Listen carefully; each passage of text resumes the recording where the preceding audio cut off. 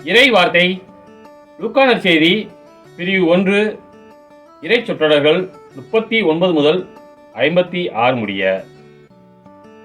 அதன்பின் மரியா புறப்பட்டு யூதேயா மலைநாட்டிலுள்ள ஓர் ஊருக்கு விரைந்து சென்றார்.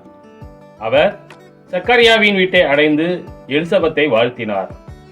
மரியாவின் வாழ்த்தை எலிசபெத்து கேட்ட பொழுது அவர் வயிற்றில் இருந்த குழந்தை மகிழ்ச்சியால் துள்ளிற்று. எலிசபெத்து தூய ஆவியால் முற்றிலும் ஆட்கொள்ளப்பட்டார். அப்போது அவர் உரத்த குரலில், பெண்களுக்குள் நீர் ஆசி பெற்றவர், உம் வயிற்றில் வளரும் குழந்தையும் ஆசி பெற்றதே. என் ஆண்டவரின் தாய் என்னிடம் வர நான் யார்? உம் வாழ்த்துரை என் காதில் விழுந்ததும் என் வயிற்றினுள்ளே குழந்தை பேறு வகையால் துள்ளிற்று. ஆண்டவர் உமக்கு சொன்னவை நிறைவேறும் என்று நம்பிய நீர் பேறு பெற்றவர் என்றார். அதை கேட்ட மரியா பின்வருமாறு கூறினார்: ஆண்டவரை எனது உள்ளம் போற்றி பெருமைப்படுத்துகின்றது. என் மீட்பராம் கடவுளை நினைத்து எனது மனம் பேருவகை கொள்கின்றது. ஏனெனில் அவர் தம் அடிமையின் தாழ்நிலையை கண்ணோக்கினார்.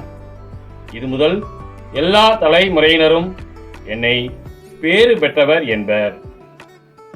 ஏனெனில் வல்லவராம் கடவுள் எனக்கு அரும்பெரும் செயல்கள் செய்துள்ளார். தூயவர் என்பதே அவரது பெயர்.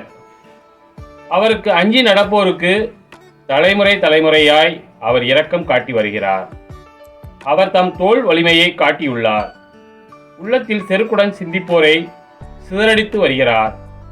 வலியோரை அரியணை நின்று தூக்கி எறிந்துள்ளார். தாழ் நிலையில் இருப்போரை உயர்த்துகிறார். பசித்தோரை நலன்களால் நிரப்பியுள்ளார். செல்வரை வெறுங்கையராய் அனுப்பிவிடுகிறார். மூதாதையருக்கு உரைத்தபடியே அவர் ஆபிரகாமையும் அவர்தம் வழி மரபினரையும் என்றென்றும் இரக்கத்தோடு நினைவில் கொண்டுள்ளார். தம் ஊழியராகிய இஸ்ரேலுக்கு துணையாக இருந்து வருகிறார். மரியா ஏறக்குறைய 3 மாதம் எலிசபெத்தோடு தங்கியிருந்த பின்பு தம் வீடு திரும்பினார். கிறிஸ்துவின் நற்செய்தி.